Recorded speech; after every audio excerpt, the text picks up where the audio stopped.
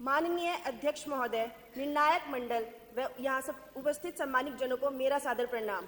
आज मैं सपना राणा जिस विषय पर बोलने जा रही हूँ वह केवल भाषण नहीं, हमारे लोकतंत्र की आत्मा और हमारे भारत की गौरवशाली यात्रा का प्रतिबिंब है। भारतीय संविधान के 75 वर्ष। संविधान केवल एक किताब नहीं है, यह हमारे भारत की आत्मा है, हमारे अधिकारों की ढाल और कर्तव्यों का प्रकाश है। 1947 में जब भारत आज़ाद हुआ तब हमारे सामने सिर्फ स्वतंत्रता अपनाने की चुनौती नहीं थी, बल्कि एक राष्ट्र को एक सिरे में पिरोने की जिम्मेदारी भी थी। और तब 26 नवंबर 1949 में बाबा साहेब अंबेडकर और संविधान सभा के सदस्यों ने हमें वह महान ग्रंथ सौंपा जिसने भारत को सबसे बड़े लोकतंत्र के रूप में स्थापित किया।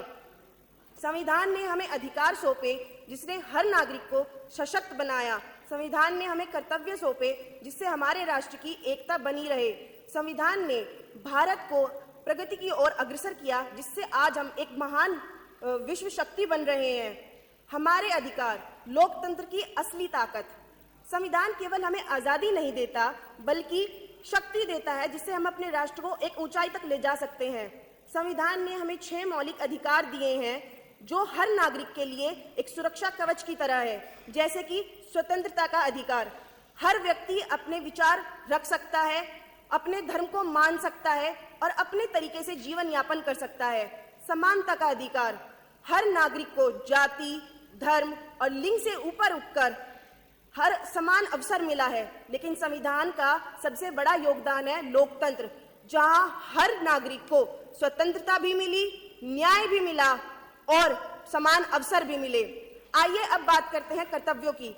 आज हम संविधान के 75 वर्ष का जश्न मना रहे हैं, लेकिन हमें यह भी सोचना होगा कि क्या हम अपने अधिकारों की मांग करते रहेंगे या अपने कर्तव्यों का पालन भी करेंगे। संविधान का सम्मान करना हमारा सबसे पहला कर्तव्य है।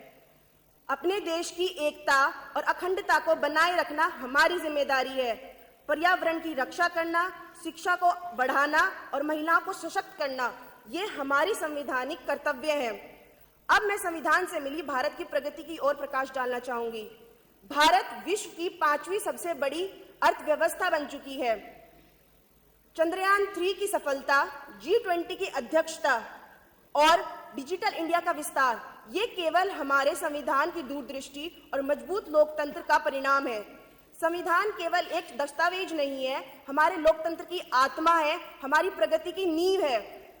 तो आइए मेरे साथ मिलकर ये शपथ लीजिए कि हम अपने लोकतंत्र को सशक्त बनाएंगे, अपने अधिकारों का और कर्तव्यों का पालन करेंगे, साथ ही विकसित भारत का निर्माण करेंगे। क्योंकि संविधान है तो भारत है, संविधान है तो लोकतंत्र है, संविधान है तो हम सब है। जय हिंद, जय Bharat.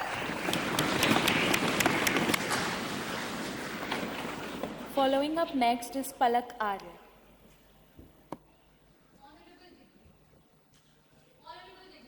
Esteemed guests and my dear participants, I am Palak Arya from the Nodal District of Gautam Budh Nagar.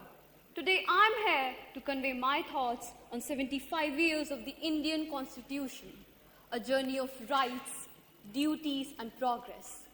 संविधान केवल शब्दों का संग्रह नहीं, यह भारत के संकल्प और सामूहिक जिम्मेदारियों का प्रतिबिंब है। On 26 January 1950, India did not just adopt a constitution, it embraced a vision where equality, liberty and justice were not just ideas, they were the backbone of our democracy. For 75 years, this sacred text has been the guiding force of our nation, implementing laws and defining responsibilities.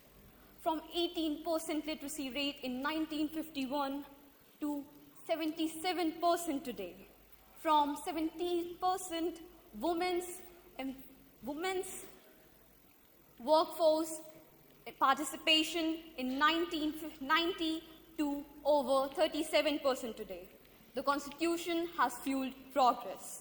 And today, this responsibility is ours, the youth. With 65% of India's population under the age of 35, we are not just the future, we are the present. The Constitution does not ask us to wait for leadership. It empowers us to lead now.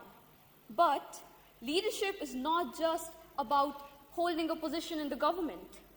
It is about understanding our responsibilities and actively shaping our nation. Shaping our nation.